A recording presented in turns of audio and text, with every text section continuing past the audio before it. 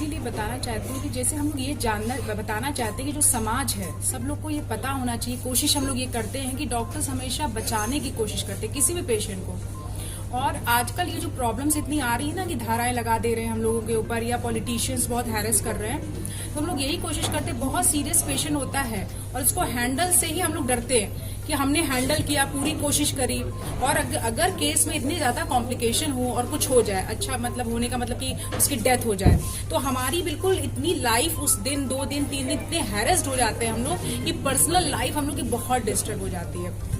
तो आजकल ये समाज को समझना पड़ेगा। जो आजकल हम लोग देख रहे हैं बहुत ज्यादा पेशेंट्स रेफर कर देते हैं, डॉक्टर्स डर के मारे रेफर कर देते हैं कि कॉम्प्लिकेटेड केसेस हम लोग संभाल सकते हैं, पर जरा सा भी हमें लगता है कि जैसे कि पेशेंट के अटेंडेंस बहुत उग्र है या हमारी बात समझने की कोशिश नहीं कर रहे हैं, हीमोग्लोबिन 6 ग्राम है और कह रहे नहीं हो जाएगा, सब डिलीवरी हो जाएगी, ब्लड भी नहीं लेकर के आएंगे, तो ऐसे केसेस हम लोग बचा भी सकते हैं। लेकिन हम लोग कहते हैं नहीं, आप हायर सेंटर लेके जाइए, और हायर सेंटर से इतने दूर होते हैं, 3 घंटे 4 घंटे, रोड की भी प्रॉब्लम्स होती है, तो आधे पेशेंट तो ऐसे ही मर जाते हैं। हम लोग जानते हुए भी डर के कारण, जो समाज में इतना है ना जनता की डॉक्टर्स लूट रहे हैं, हम लोग किसी को नहीं लूटते हैं। हम अच्छे डॉक्टर्स, हमको नहीं लगता कि कोई लूटपाट करते हैं। अब आप कोएक्स के पास जाएंगे तो वो क्या कर रहे हैं वो हम लोग नहीं जानते, पर डॉक्टर्स, डिग्री होल्डर्स कभी कोई गलत प्रैक्टिस नहीं करता है। आप इतना रिस्क लेके काम करती हैं, तो क्या प्रशासन के सरकार से क्या कहना चाहेंगे? सरकार से मैं बस इतना कहना चाहूंगी कि जैसे सुप्रीम कोर्ट के जो गाइडलाइंस हैं कि कोई भी एफआईआर डॉक्टर के खिलाफ, जब तक एक मेडिकल अगर कोई प्रॉब्लम होती भी है,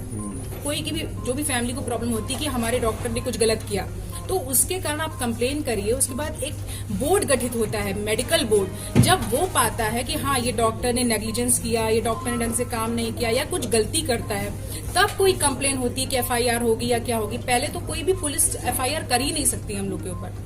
हम लोग कोई मारते थोड़ी ना है पेशेंट को, ना तो अटेम्प्ट करते हैं मारने का, ना मार सकते ना सोच सकते हैं।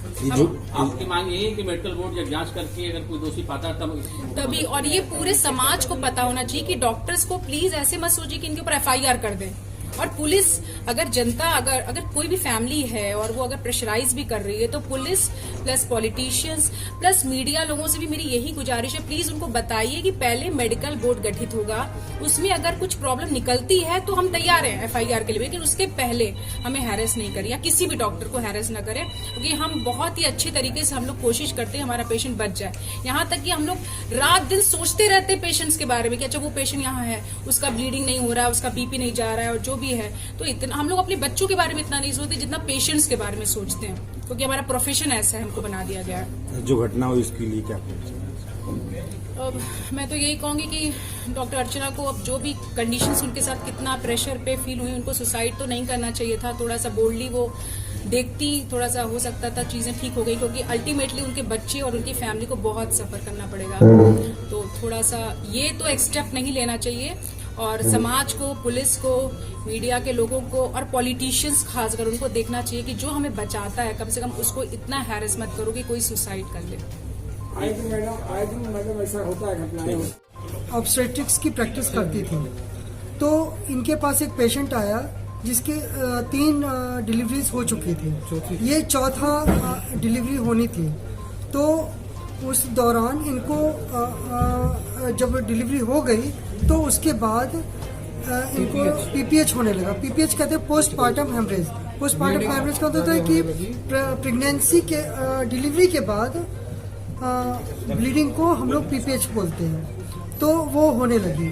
तो उसके बाद इनको ये रेफर करने की जो स्थिति थी वो तो नहीं बन पाई, और इसको रेफर करने का कोई फायदा भी नहीं होता, क्योंकि वो फिर पेशेंट वाकई मर जाती है। तो इन सारे डॉक्टर्स ने, उनके हस्बैंड भी डॉक्टर हैं, तो उन्होंने इसको ऑपरेशन थिएटर में ले जा करके उसको बचाने की कोशिश की, लेकिन वो अल्टीमेटली नहीं बच पाई। उसके बाद पेशेंट को जो उनके परिजन थे उनकी रिक्वेस्ट पे उनके गांव भेजा गया, और उसके बाद फिर पता नहीं किन लोकल लीडर्स के दबाव में आ करके तो वो पेशेंट को वापस हॉस्पिटल में लेकर के आए और सड़क पे रख करके चक्का जाम करने लगे, और उन्होंने फिर पुलिस और प्रशासन से अपनी कंप्लेंट कही, और उसके बाद फिर उनके ऊपर जो डॉक्टर थी उनके खिलाफ जो कहा जा रहा है कि 302 की धारा लगाई गई। और उसके बाद फिर जब उन्होंने उसको नेक्स्ट डे अखबारों में पढ़ा तो उन्होंने फिर सुसाइड कर लिया। बाकी चीज़ें डॉक्टर शिप्रा सिंह नहीं तो आप लोग क्या कर रहे हैं इसमें? ये बताना चाहते हैं कि जो प्रेगनेंसी होती है और उसके बाद जब डिलीवरी होती है, और डिलीवरी में दोनों तरह की, नॉर्मल डिलीवरी हो या सीजर सेक्शन हो, दोनों के बाद ब्लीडिंग के बहुत ज़्यादा चांसेस रहते हैं। तो 95% में तो केसेस में डिलीवरी के बाद या सीजर के बाद यूट्रस कॉन्टैक्ट कर जाता है और ब्लीडिंग नहीं होती है, लेकिन कुछ में ये घातक बन जाती है। और इतनी घातक बन जाती है कि हमारी जो इलाहाबाद मेडिकल कॉलेज की एक प्रोफेसर थी, उनकी खुद की डेथ हो गई थी। उनको भी इलाहाबाद मेडिकल कॉलेज के डॉक्टर्स नहीं बचा पाए थे।